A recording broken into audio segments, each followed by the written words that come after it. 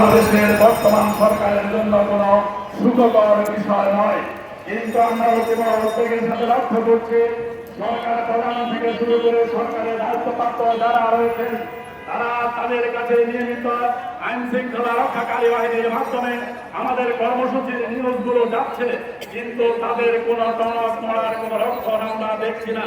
আমরা সরকারকে বলতে চাচ্ছি, আরবি মহররম মাস কিন্তু শুরু হয়ে গিয়েছে। এই মহররম মাসেই হাসান হোসাইন কারবালার প্রান্তরে ইয়াজিদের কাছে কখনো পরাজিত হয় নাই। সেই মহররম মাস কিন্তু চলছে। সুতরাং আপনারা যারা ইসলামের মতো ইয়াজিদ বাহিনীকে রক্ষা করার চেষ্টা করছেন, আপনারা এই হাসান হোসেনের মতো যে সমস্ত ইসলামী ব্যাংকের গ্রাহকরা অটল অক্ষুণ্ণ রেখে আন্দোলন চালিয়ে যাচ্ছে তাদের কাছে আপনারা পরাজিত হতে বাধ্য হবেন ইনশাআল্লাহ।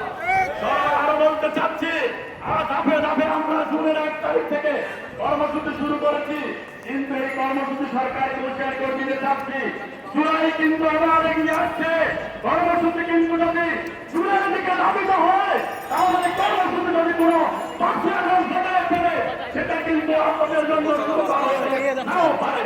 ইতিমধ্যে বাংলাদেশকে নিয়ে দেশের ভিতরে যেখানে ছাত্রলীগ, যুবলীগ, নিষিদ্ধ সংগঠনগুলো যেখানে বাংলাদেশকে অস্থিতিশীল করার জন্য চেষ্টা করছে, আমরা ইসলামী ব্যাংকের সচেতন গ্রাহকরা এবং আইন শৃঙ্খলা রক্ষাকারী বাহিনী যখন এই সমস্ত বেশিরভাগকে রোখার জন্য আমরা দেশ সরকারের সাথে কাঁধে কাঁধ মিলিয়ে রাষ্ট্রকে পাহারা দেওয়ার কথা, সেই সময় সরকার আমাদেরকে এখানে বাংলাদেশ ব্যাংক, ইসলামী ব্যাংকের সামনে আমাদেরকে এখানে ব্যস্ত রেখে ওইদিকে আমরা আওয়ামী লীগের মতো একটা নিষিদ্ধ সংগঠন জায়গায় জায়গায় মিছিল করার সাহস পাচ্ছে।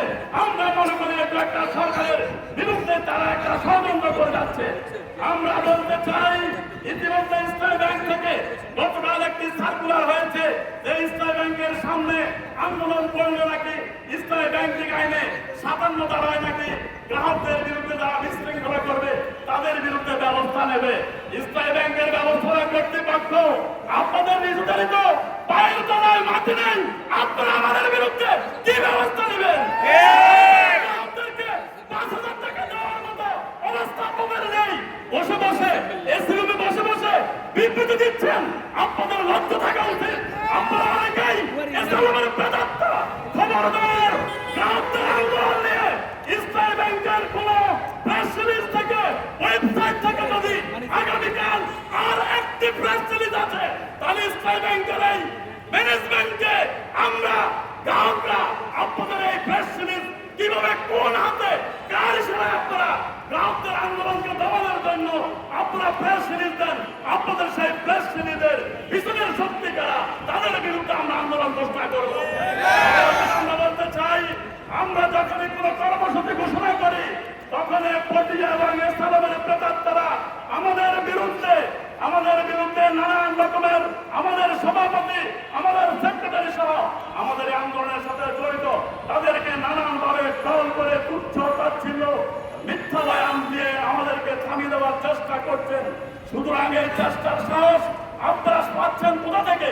কারণ যেখানে বাংলাদেশের একজন দায়িত্বশীল মন্ত্রী সংসদে অসত্য কথা বলেন, আপনারা তো তারই প্রেতাত্মা, আপনারাও মিথ্যা কথা বলবেন, এটাই স্বাভাবিক।